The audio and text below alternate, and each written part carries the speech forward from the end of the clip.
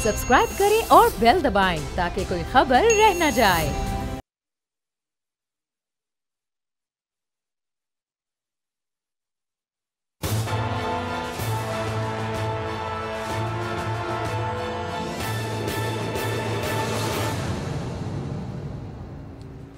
अस्सलाम वालेकुम नाजरीन, आप देख रहे हैं प्रोग्राम तज्जिया। मैं हूं आपके साथ आपका मेज़बान सलमान मिर्ज़ा। नाजरीन, कोरोना के हवाले से हुकूमती इक़दामात का सिलसिला जारी है। किस तरह से कोरोना को शिकस्त दी जाए। सूबाई हुकूमतों के अपने फैसले नजर आ रहे हैं, जबकि वफाकी हुकूमत के अपने फैसले से नजर आ रहे हैं। इजलास हो रहा है, आज भी कौमी राब्ता कमेटी का इजलास हुआ। अब से कुछ देर पहले यह इजलास हुआ वजीर आजम इमरान खान की ज़ेर सदारत। इसमें कुछ फैसले किए गए और इन फैसलों के बाद जब असद उमर साहब ने प्रेस कॉन्फ्रेंस की तो अपनी प्रेस कॉन्फ्रेंस में, अपनी गुफ्तगू में असद उमर का कहना था कि 2 अहम फैसले किए गए हैं जिसका ऐलान कल किया जाएगा। अब ये 2 अहम फैसले क्या हैं ये तो आने वाला वक्त ही बताएगा, लेकिन कुछ मुबस्सरीन ऐसा कह रहे हैं, कुछ चहमगोइयां ऐसा हो रही हैं कि जो लॉकडाउन के हवाले से बात की जा रही है, इमरान खान उसकी मुखालफत करते नजर आए। तो इम्कान जाहिर किया जा रहा है कि ऐसा हो सकता है कि लॉकडाउन का ऐलान कर दिया जाए। चूंकि सुबह में तो लॉकडाउन का सिलसिला वैसे ही जारी है, लेकिन तादाद कोरोना केसेस से मुतासरा शख्स की तादाद बढ़ती चली जा रही है। पाकिस्तान में इस वक्त 1123 अफराद ऐसे हैं जिनमें कोरोना की तस्दीक हो गई है, जबकि 8 अफराद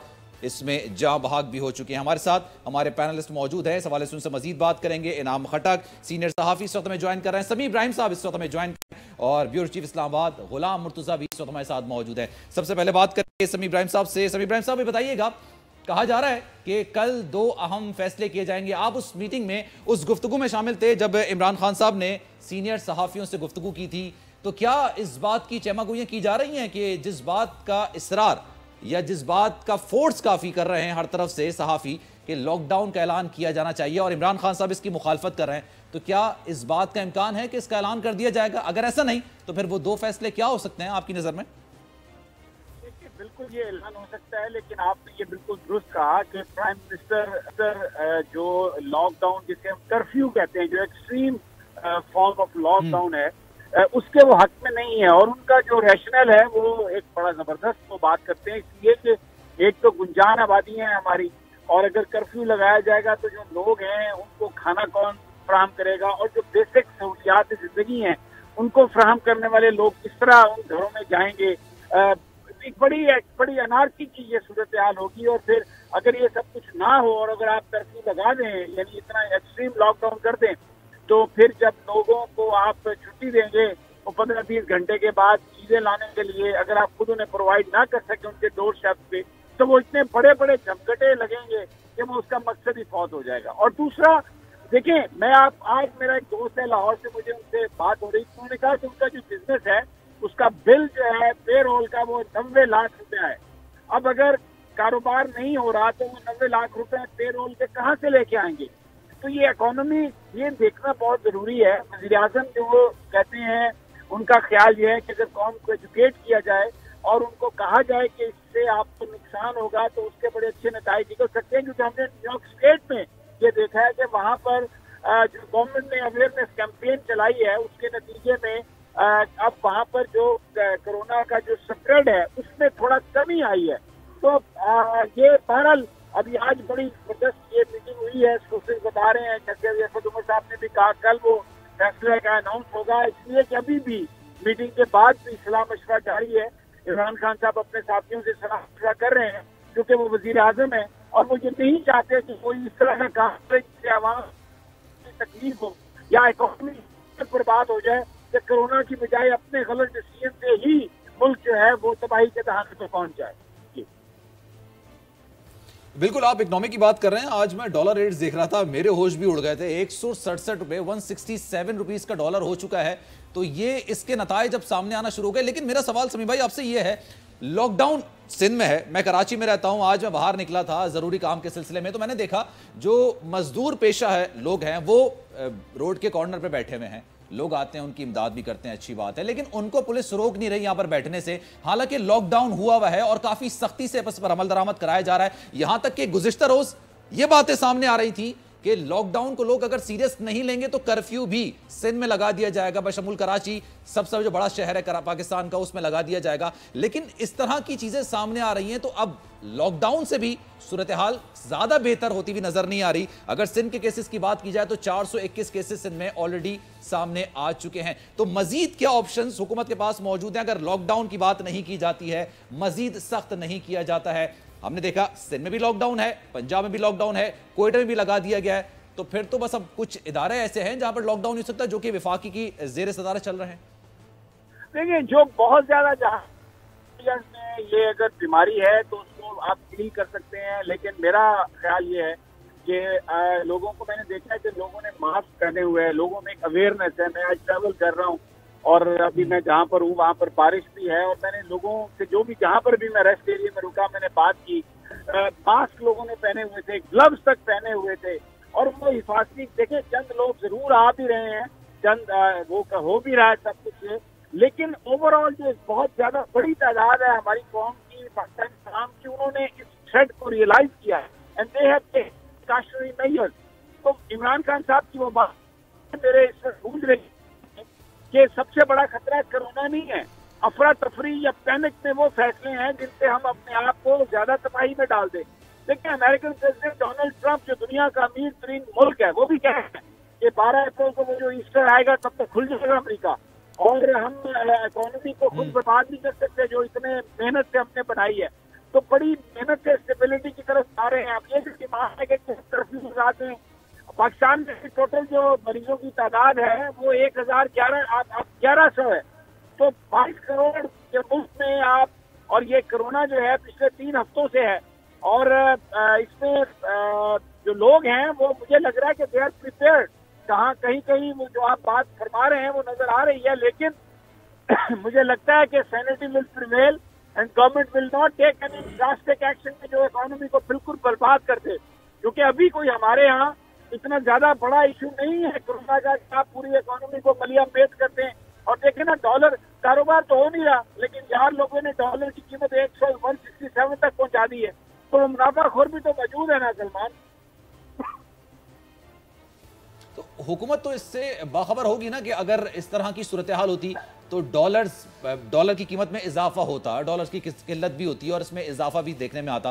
तो आपको लगता है, आपने गुफ्तगू की इमरान खान साहब से, काफ़ी इंटेंस गुफ्तगू, काफ़ी सख्त सवालात किए गए, माजी में देखने में आया कि इस तरह के सख्त सवालात किसी भी वजीर आजम से नहीं गए, तहम्मुल के साथ इमरान खान साहब ने उनका जवाब दिया। तो क्या उनकी जो माशी टीम है या वो खुद हैं, क्या इस बात से बाखबर हैं कि डॉलर बढ़ सकता था और जो कि बढ़ा, या इससे भी ज़्यादा बढ़ सकता है? इसको कैसे कंट्रोल किया जाए? क्योंकि जब ये लॉकडाउन अगर ख़त्म होगा, इस सूरत हाल से पाकिस्तान की अवाम निकल जाएगी, तो एक बहुत बड़ा एक खला पैदा हो जाएगा, उसको पुर करने के लिए भी काफ़ी वक्त दरकार होगा।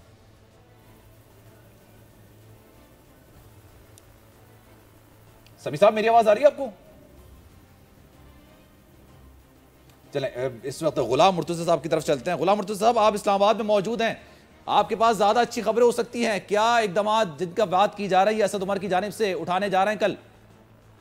जी, ये जो इकदाम हुकूमत उठाने जा रही है, इसमें सबसे अहम बात तो ये है कि जो रज़ाकारों के हवाले से चेयरमैन PTI वज़ीर-ए-आज़म इमरान खान ने कहा था कि वो रज़ाकारों को मोबिलाइज़ कर रहे हैं, तो इनके जो राब्ते हैं वो तमाम सूबों में हुए हैं और अपने अपने जो कोऑर्डिनेशंस हैं इन्होंने करके और अपने UC लेवल तक के लोगों को मोबिलाइज़ करने के लिए ये 1-2 दिन जो टाइम लिया गया था उसमें ये किया गया है, और तमाम जो UCs हैं वहाँ उनको पैगाम दे दिया गया है। कल तक मज़ीद जो राब्ते अभी नहीं हुए होंगे वो भी राब्ते कल तक हो जाएंगे, और फिर उसके बाद ये अनाउंसमेंट किया जाएगा कि जो गरीबों को राशन पहुँचाना है वो किस तरह से उनको पहुँचाया जा सकेगा और उनकी मदद किस तरह से की जा सकेगी। इसका मैकेनिज़्म तय करने के लिए ये 2 फैसले, एक तो फैसला ये होगा और दूसरा उन लोगों को जो गरीबों को 3000 रुपये पर मंथ देने के बाबत बात हो रही है उसका जो फ़ैसला है। ये 2 चीज़ें कल वज़ीर आज़म इस हवाले से अनाउंसमेंट करेंगे, और उसके साथ इस लॉकडाउन को थोड़ा मज़ीद सख्त करने के हवाले से भी बात होगी ताकि लोग वेल अवेयर हो जाएं। और अभी तक जो अवेयरनेस दी जा रही है, ये ज़ाहिर है कि एकदम से, जिस तरह से समी साहब ने कहा, एकदम से अगर लॉकडाउन कर दिया जाए या कर्फ्यू कर दिया जाए तो बहुत सी चीज़ें ऐसी हैं जो हुकूमत के लिए भी ख़तरा बन सकती हैं, अवाम के लिए भी ख़तरा बन सकती हैं। तो इस तरह से एक प्रोसेस के साथ स्लो एंड स्टडी ये काम किया जा रहा है और लोगों में अवेयरनेस भी आ रही है जिस तरह से अभी लोग ग्लव्स भी पहन रहे हैं, हाथों को सैनिटाइज भी कर रहे हैं, और उसके साथ साथ दीगर इक़दाम घर में बैठने के हवाले से भी हैं। लेकिन कुछ हमारी आदत कुछ इस तरह की है, बीइंग एक मुआशरा हमारा ऐसा है कि कभी हमने इस तरह की सूरत हाल का सामना नहीं किया, तो इस वजह से कुछ लोग बाहर भी निकल आते हैं और उसकी खिलाफ वर्जी भी करते हैं। अगर लॉकडाउन की हम बात कर रहे हैं तो लॉकडाउन में इस वक्त की जो सूरत हाल है, कारोबार तो नहीं हो रहे, उसके साथ साथ जितने तामीराती प्रोजेक्ट हैं वो भी बंद हैं। तो लेबर तो ऑलरेडी 10-12 दिन से घरों में बैठी हुई है, और बाहर ना तो कोई किसी लेबर को लेने जा रहा है, ना कोई सरिया बिक रहा है, ना सीमेंट बिक रहा है, ना रेत बजरी बिक रही है, ना ईंटें बन रही हैं, ना बिक रही हैं। तो ये तमाम चीज़ें हैं, यानी कि कारोबार ज़िंदगी तो मामूल के मुताबिक ठप हो चुका है। तो इसके जो मज़मरात हैं, एटलीस्ट हमें तकरीबन 1.5 खरब रुपए का नुकसान जो है वो इन 10-12 दिनों में तकरीबन हो चुका है, जिसमें 350-400 अरब रुपया टैक्सेस की मद में है जो कलेक्शन नहीं होगी, और इसके साथ साथ हमने दीगर जो इक़दामात करने हैं उनके ऊपर भी ख़र्चा आएगा, और उसके साथ तमाम जो मईशत है वो इस वक्त तक बैठ चुकी है। और जो मुनाफाखोर हैं, जो जिनको खुदा भी याद नहीं है इस पूरे माहौल में, बैंकर्स की मैं बात कर रहा हूँ, उन्होंने, आप ये देखें कि उन्होंने डॉलर्स को विड्रॉ किया स्टेट बैंक ऑफ पाकिस्तान से। जो ही उन्होंने थोड़ा शरह सूद कम की, तो आज आप देखें कि डॉलर जो है वो कहाँ पे फ्लोट हो रहा है, कहाँ पे चल रहा है। तो उन्होंने पैसा कमाना है, अब बाहर निकालेंगे, फिर दोबारा हुकूमत शायद रिक्वेस्ट करेगी कि उनसे कि वापस दोबारा दें डॉलर, या करेंसी छापेगी। तो दोनों सूरत हाल में मुल्क का ही नुकसान है। तो इसमें फ़ैसले जो है बड़े तदब्बर तहम्मुल के साथ करने की ज़रूरत है कि वज़ीर आज़म जो इस तरह का सख्त फ़ैसला नहीं ले रहे हैं, वो शायद एक दिन अगर फुली तौर पे गवर्नमेंट लेवल पे सख्त फैसला नहीं ले रहे हैं। और आप अपनी गुफ्तगू में खुद कह रहे हैं कि जो मजदूर तबका है वो वैसे ही इस वक्त बेरोजगार है, उनको मजदूरी नहीं मिल रही है, उनको उजरत नहीं मिल रही है, फैक्ट्रियाँ बंद हैं, हर चीज़ जो है इस वक्त एक मुंजमिन की कैफियत में गुजर रही है। तो फिर ऐसा कौन सा तबका है जिसके लिए इतना सख्त फैसला नहीं लिया जा रहा? और जैसा कि आप खुद फरमा रहे हैं कि अब इमरान खान साहब कल ये इकदाम उठा सकते हैं, या फिर ये फैसला कर सकते हैं, या इसका ऐलान कर सकते हैं कि जो ये तबका है उसके लिए राशन की तकसीम किस तरह से आसान की जा सके। लॉकडाउन की जो बात है, सहाफ़ी या फिर पूरे मुल्क से इस तरह की आवाज़ें, अगर 70 या 75% पूरे पाकिस्तान को देखा जाए तो लॉकडाउन की सूरत हाल का सामना तो वैसे ही कर रहा है। बिल्कुल आपकी बात दुरुस्त है, लॉकडाउन का सामना इस तरह से कर रहा है। लेकिन जो लोग बाहर जा सकते हैं वो कम से कम अपने किसी मेंटोर के पास, किसी अपने बिजनेसमैन के पास, जिसके पास वो मुलाजम है उसके पास, उसको अपना हाल चाल कम से कम ज़रूर जाके बता रहे हैं, और वो अपनी हेल्प भी कलेक्ट कर रहे हैं। जब आप उनको रिस्ट्रिक्ट कर देंगे, अपने घरों तक महदूद कर देंगे, तो फिर 2-3 दिन तो शायद निज़ाम उसी तरह से चलता रहे, और उसके बाद सप्लाई चेन टूट जाएगी। सप्लाई चेन से मेरी मुराद ये है कि जो कुछ प्रोडक्शन हो रही है अभी पूरी तरतीब के साथ, मसलन जो साबुन फैक्ट्री हैं, साबुन फैक्ट्री वो चल रही हैं, या दीगर जो मसनूआत की फैक्ट्रीज़ हैं वो कुछ चल रही हैं, अद्वियात वाली चीज़ें चल रही हैं, बाकी और खाने पीने की सप्लाई चेन है, फूड चेन है, वो चीज़ें चल रही हैं। अगर वो भी टूट जाएंगी वो अपनी जगह पे, तो उसको बहाली उसकी शायद 15-20 दिन लग जाएं कि वो चेन अगर टूटी तो फिर बहुत मसाइल का सामना करना पड़ेगा।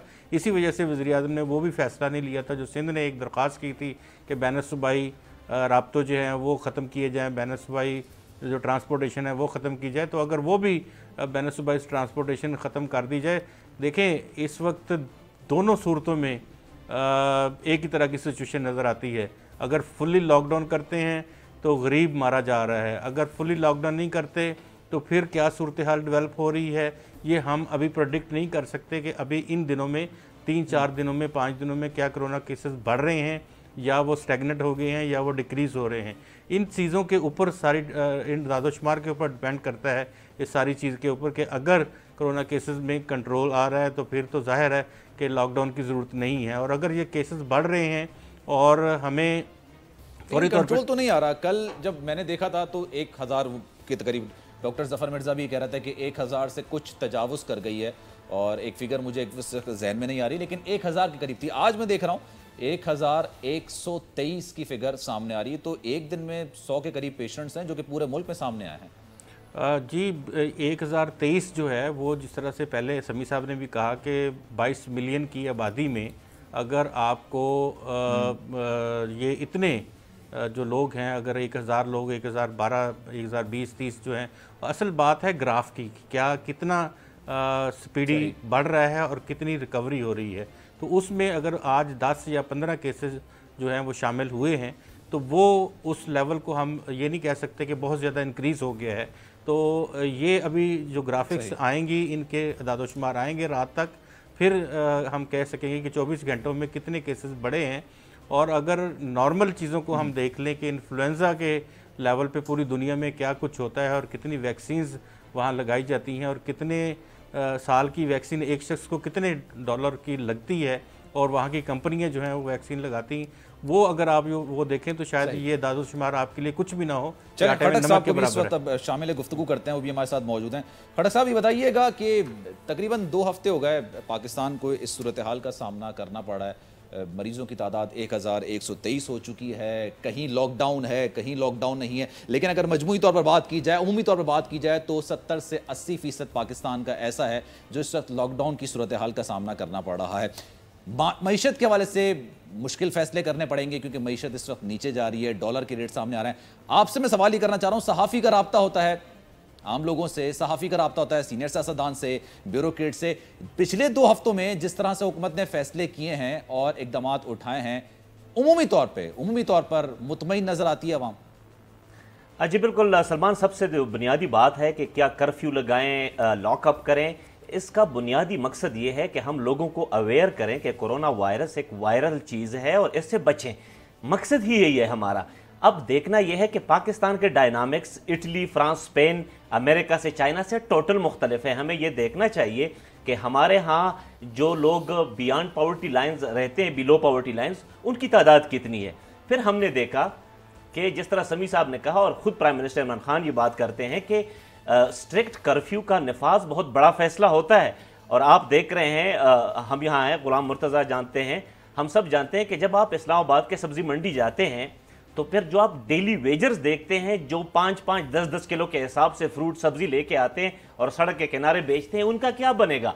क्या हमने ऐसे लोगों को जो कि डेली के बेसिस पर कमाते हैं और उसी पैसों से उनकी लिवलीहुड है, उनके लिए हमने क्या किया है? तो जो अभी तक की सिचुएशन है, घबराने की ज़रूरत इसलिए नहीं है कि अगर हम बाकी ममालिक के कंपैरिजन करें कि वहाँ पर 2 हफ्तों के दौरान कितने केसेस आए, कितने पॉजिटिव आए, कितनी रिकवरी हुई और कितने लोगों की अमवात हुई, तो पाकिस्तान का जो ग्राफ है वो सबसे बिलो है in positive terms.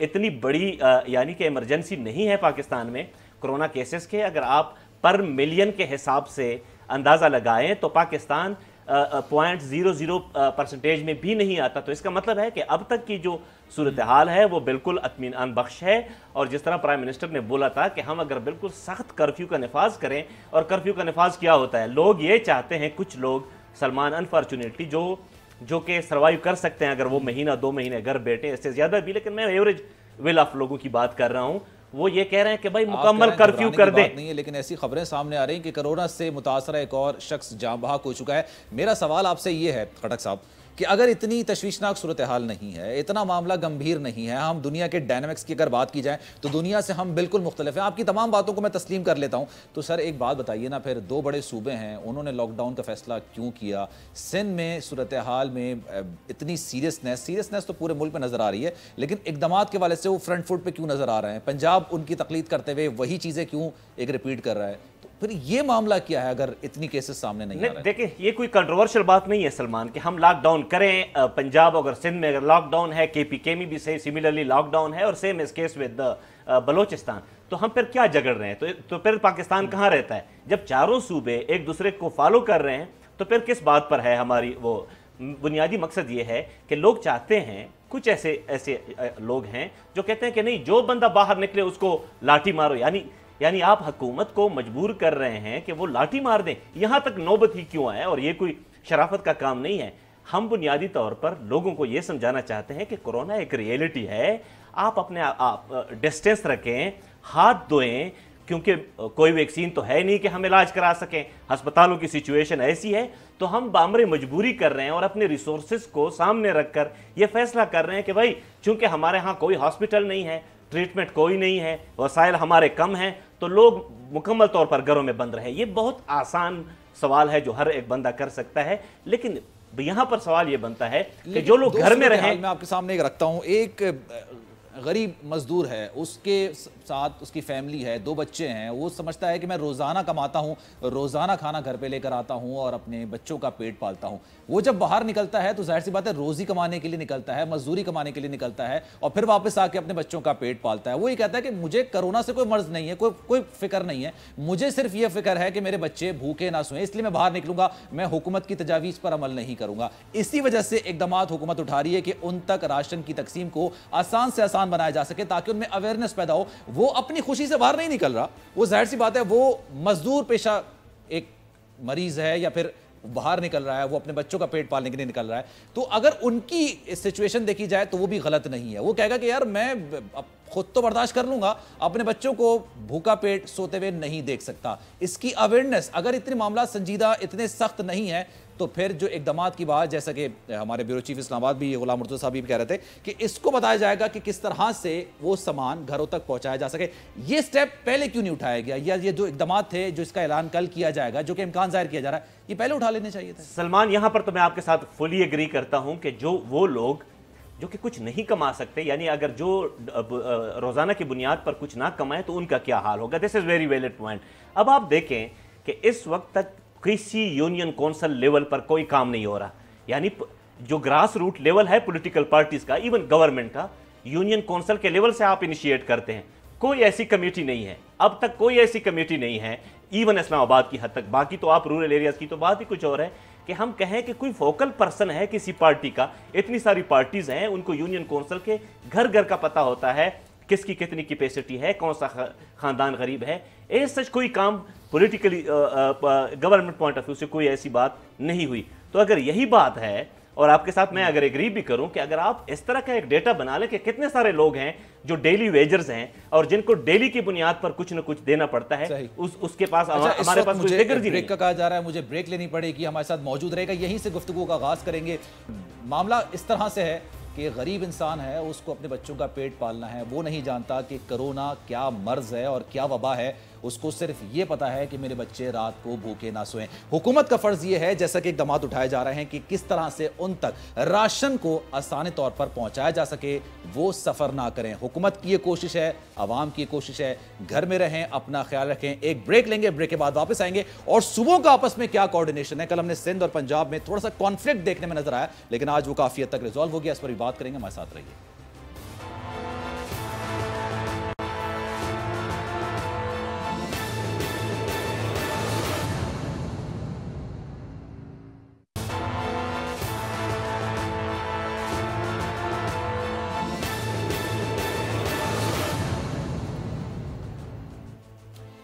Welcome back. तज़िया में एक बार फिर से आपको खुश आमदीद कहते हैं। हमारे पैनलिस्ट हमारे साथ मौजूद हैं, गुफ्तगू का सिलसिला आगे बढ़ाएंगे। समी इब्राहिम साहब, बताइएगा, सूबों का कोऑर्डिनेशन इस अहम मामले पे, जब तकरीबन 70 से 75% पाकिस्तान इस वक्त लॉकडाउन का शिकार है, तो कोऑर्डिनेशन में काफ़ी फुकदान भी नज़र आता है और संजीदगी का फुकदान भी नज़र आता है। गुज़िश्ता रोज़ हमने मामला देखा, मुर्तज़ा वहाब और शहबाज गिल के दरमियान सूरत हाल थोड़ी सी ख़राब हुई थी जब मास्क वाला मामला हुआ था कि 5000 के करीब मास्क आए हैं, N95 वो मास्क आए थे, 2 लाख के करीब सिंध ने अपने पास रख लिए, 3 लाख के करीब पूरे मुल्क में बांटने की बात की थी। तो शहबाज गिल ने कहा था कि आपने सही तौर पर डिस्ट्रीब्यूशन नहीं की है। सिंध कह रही थी कि भाई ये गवर्नमेंट ऑफ सिंध को प्रोवाइड किए और ये चाइना ने प्रोवाइड नहीं किए। वहाँ पर एक कंपनी अली बाबा, उनके जो मालिक हैं, उनके जो ओनर हैं, उन्होंने ये प्रोवाइड किए हैं।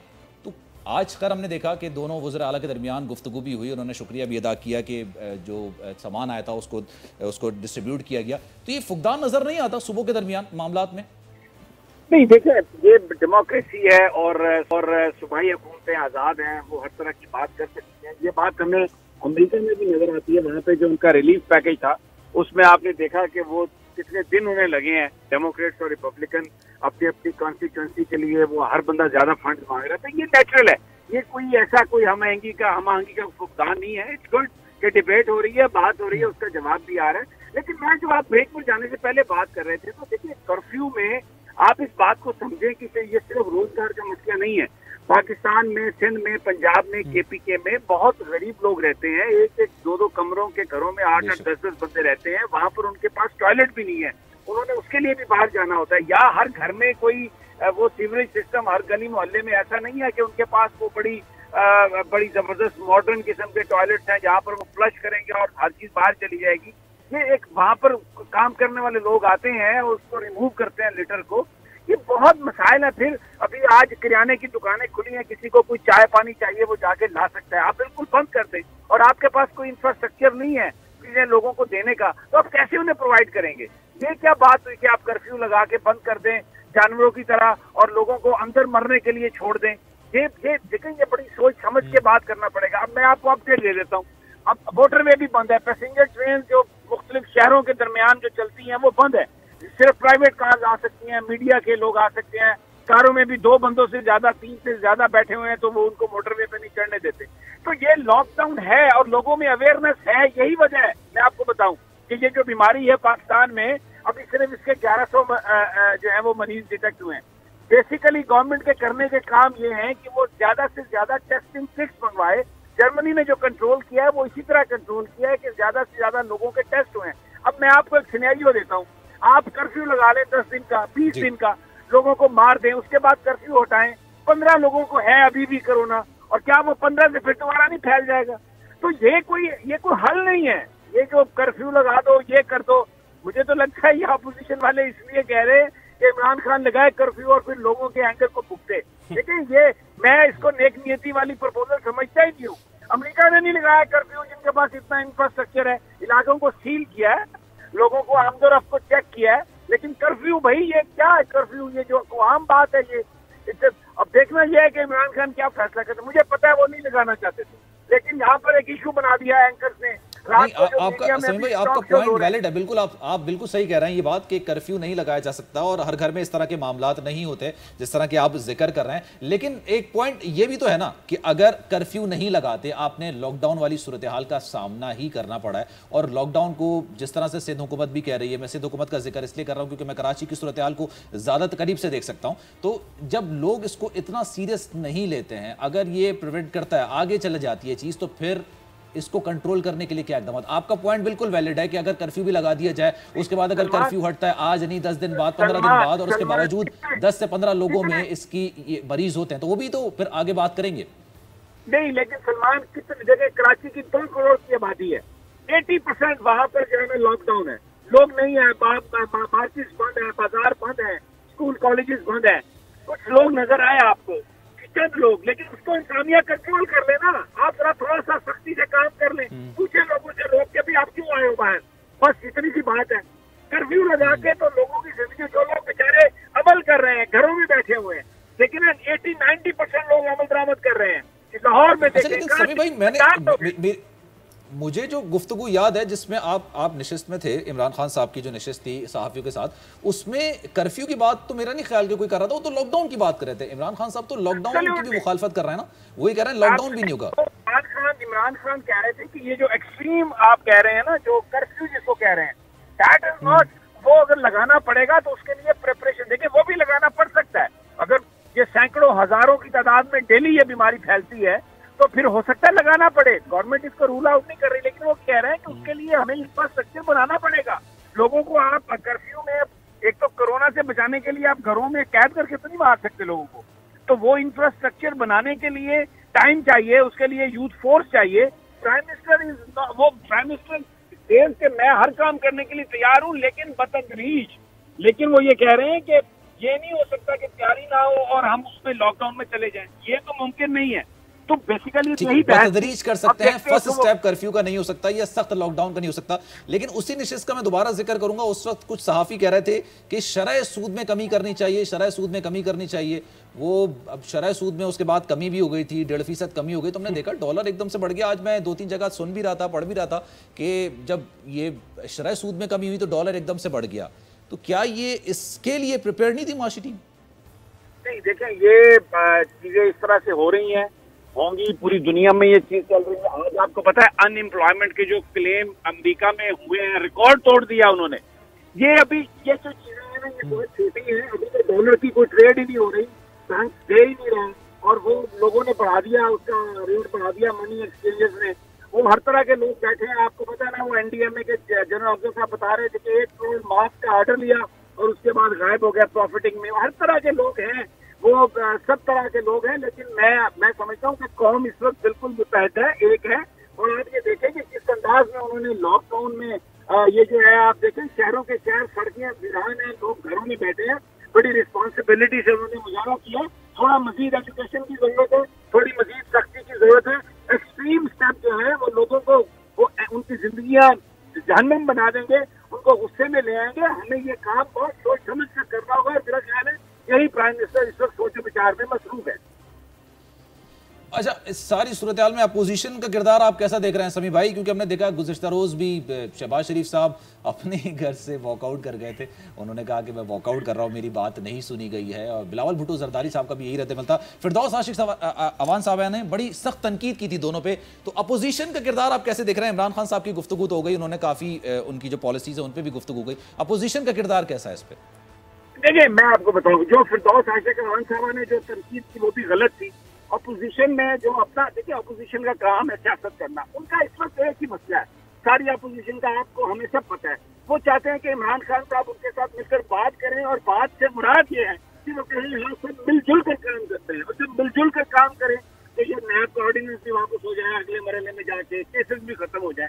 इमरान खान इस चीज को नहीं करना चाहते, वो नहीं चाहते। तो इसलिए अपोजिशन अगर वॉकआउट न करती तो ये अच्छा था, लेकिन अगर उन्होंने वॉकआउट कर लिया तो ठीक है, उन्होंने अपने गुस्से का इजहार कर दिया। लेकिन वज़ीर-ए-आज़म साहब ने अपनी बात सुनाई और हमारी बात नहीं सुनी। गवर्नमेंट है, गवर्नमेंट को। लेकिन अगर आप भी कह रहे हैं बैठने जाते हैं, मुझे ब्रेक पे जाना, मैं चाह रहा हूँ एक पॉइंट दोनों से भी ले लूँ, हमारे दोनों जो मेहमान हैं उनसे भी ले लूँ। ये खटक साहब भी बताइएगा, मैंने कल पढ़ा था इमरान खान साहब कह रहे थे कि हम इनपुट लेने के लिए तैयार हैं अपोजिशन का, और उसके लिए जब अपोजिशन जमातें बैठती हैं तो फिर वो गुफ्तगू नहीं सुनते हैं, जिस पर अपोजिशन नाराज़ भी होती है, एहतजाज भी करती है। देखिए, इनपुट तो अगेन वही बात है, यहाँ बहाने लोग बहुत शौक से बनाते हैं कि प्राइम मिनिस्टर ने तो अपना पॉइंट ऑफ व्यू पेश कर दिया, तो बाकी भी तो हुकूमती अरकान बैठे हुए थे।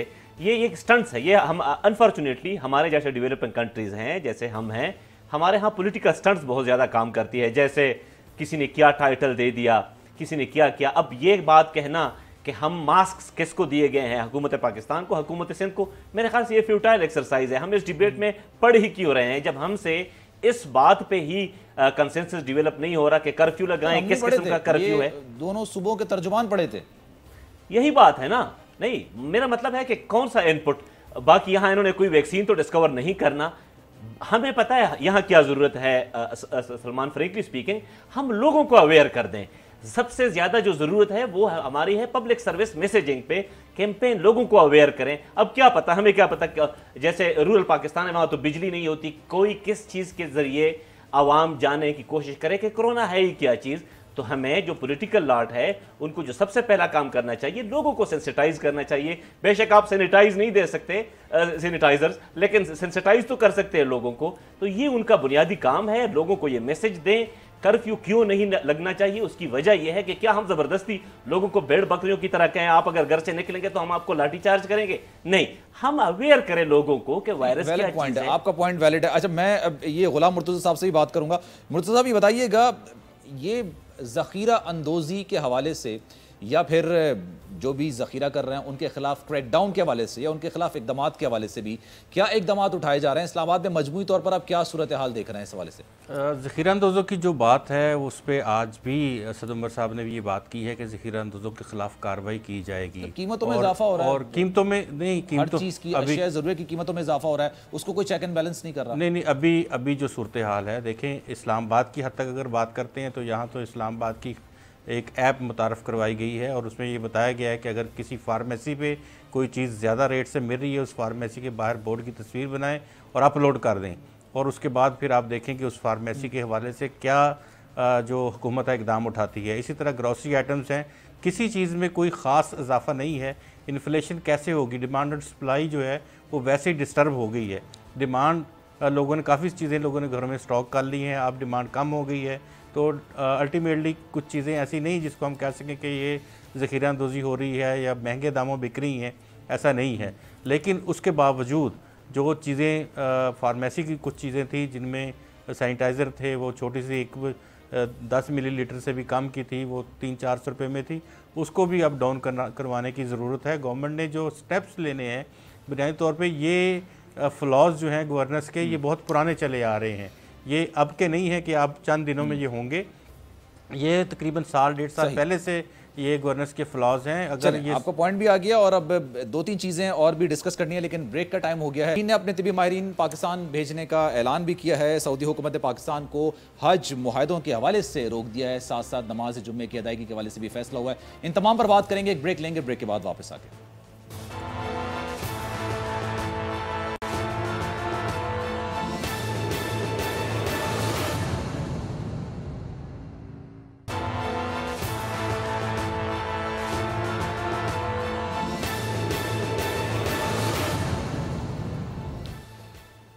नाज़रीन, और कोरोना वायरस से, कोरोना की वबा से कैसे निपटा जाए इस हवाले से इजलास फैसलों का सिलसिला जारी। अब से कुछ देर पहले वजीर मजहबी अमूर नूरुल हक कादरी ने भी प्रेस कॉन्फ्रेंस की है और इस बात का ऐलान कर दिया गया है कि मसाजिद को बंद नहीं किया जाएगा, नमाज जुम्मा की अदायगी भी होगी, 5 वक्त की नमाजों को भी महदूद किया जाएगा, नमाज जुम्मा की अदायगी को भी महदूद किया जाएगा। लेकिन उन्होंने दरख्वास्त भी की है कि जो मरीज़ हैं, जो बीमार हैं, जो ज़ईफ़ लोग हैं, वो घरों में ही नमाज पढ़ें। हमारे पैनलिस्ट भी हमारे साथ मौजूद हैं। समी भाई, मुनासिब फैसला किया गया है मौजूदा हालात को पेश नज़र?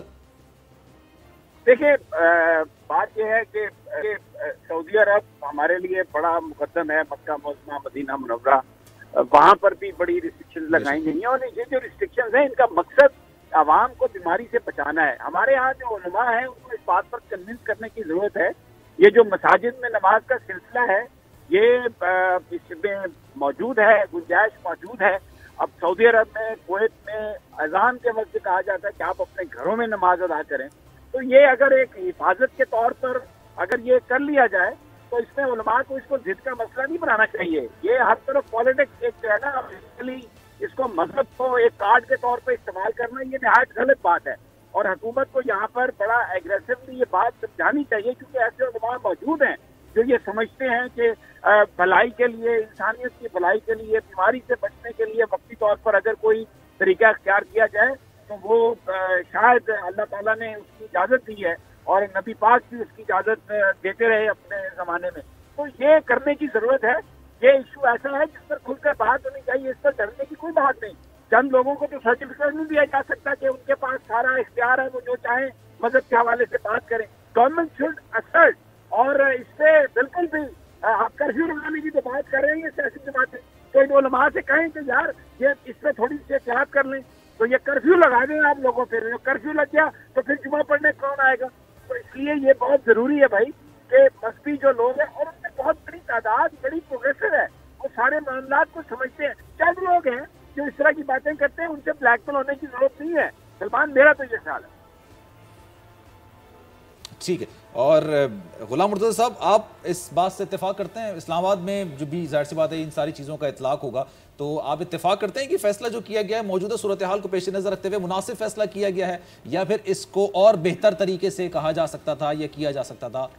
कंसल्टेशंस हुई हैं आज सदर पाकिस्तान के साथ और उलमा कराम वहाँ पे गए थे, लेकिन कुछ उलमा के हवाले से हमारे पास ये खबर थी कि उन्होंने ये कहा कि हम किसी तौर पे हुकूमत के इस फैसले को सपोर्ट नहीं करेंगे कि अगर आप मुकम्मल तौर पे मसाजिद को बाजमात नमाज की अदायगी से रोकेंगे। तो उस बिना पे हुकूमत ने ये फ़ैसला किया है। लेकिन हमारे सामने, जिस तरह समी साहब ने कहा, हमारे सामने मिसाल मौजूद है मस्जिदुल हराम की, और हमारे सामने मिसाल मौजूद है मस्जिद नबी सल्लल्लाहु अलैहि वसल्लम की। वहाँ पे भी अगर नमाज रिस्ट्रिक्ट हो सकती है, कम लोग जो हैं वहाँ का स्टाफ वहाँ मिलकर नमाज़ पढ़ सकता है, तो एक आध जुमे से या एक आध नमाज से, एक हफ़्ता के लिए नमाज से, घर पढ़ने से कोई ख़ास फ़र्क नहीं आ रहा। फ़र्क हमें अपने रवैयों में, जो हमारे अंदर बहुत से रवैये हैं, उनको तब्दील करने की ज़रूरत है। एक दूसरे की बात मानने की ज़रूरत है, रवादारी की ज़रूरत है, और ये किसी भी मजहबी लिहाज से इसकी रिस्ट्रिक्शंस नहीं है। इवन के मुसलमानों को हाफ़िज़ सुदैस जो हैं उन्होंने भी ये कहा है कि वो कम अज़ कम मसाजिद तक जो है वो उस हद तक ना जाएं, नमाज को अगर घर में अदायगी करने की ज़रूरत पड़े तो ज़रूर की जाए। तो उनकी जानिब से भी कहा गया है। और इस तरह जो हमारे दीगर मज़ाहब के लोग पाकिस्तान में बसते हैं, पोप फ्रांसिस की जानिब से भी गुज़िश्ता सैटरडे को उन्होंने वेटिकन में ये कहा कि किसी भी चर्च में, गिरजाघर में ये ज़रूरत नहीं है कि वहाँ इबादत जो है इतवार के रोज़ की जाए। तो उस हवाले से वहाँ पे भी हमने देखा कि काफ़ी हद तक वहाँ भी कंट्रोल हुआ, पूरे यूरोप में भी और अमेरिका में भी, और जहाँ जहाँ इस मज़हब की प्रैक्टिस करने वाले लोग हैं।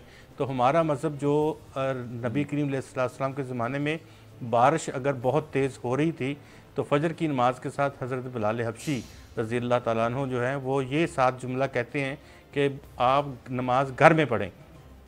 तो अगर उनके दौर में ये हो सकता है तो ये वबा की सूरत में अपने लास्ट कमेंट्स लेने हैं इसी मामले पे, क्योंकि ज़ाहिर सी बात है मुझे वाइंड अप करना है। खड़क साहब आप बताइएगा कि आज भी इजलास हुआ था नमाज जुम्मा की अदायगी के हवाले से और मसाजिद में नमाज की अदायगी के हवाले से, और मेरे पास एक खबर भी थी कि तमाम उलमा ने फैसला हुकूमत पर छोड़ दिया है और आज ये फैसला हुआ है कि नमाज जुम्मा की अदायगी होगी। तो जो सारी सूरत हाल है बेहतर फैसला हुआ ये।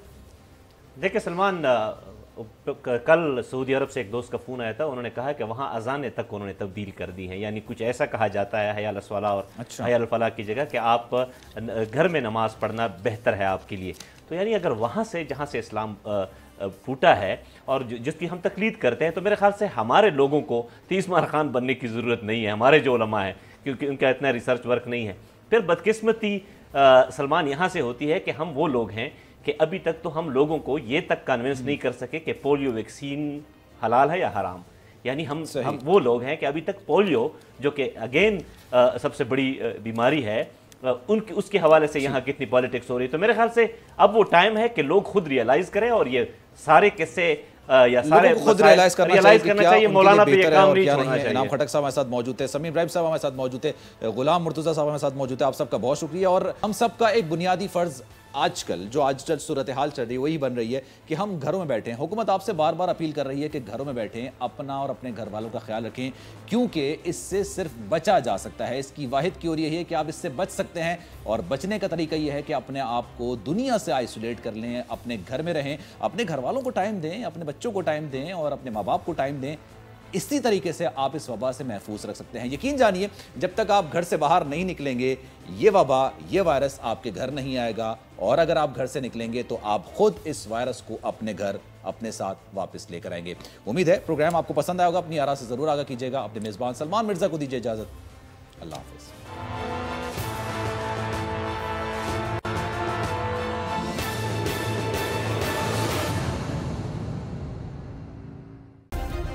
सब्सक्राइब करें और बेल दबाएं ताकि कोई खबर रह न जाए।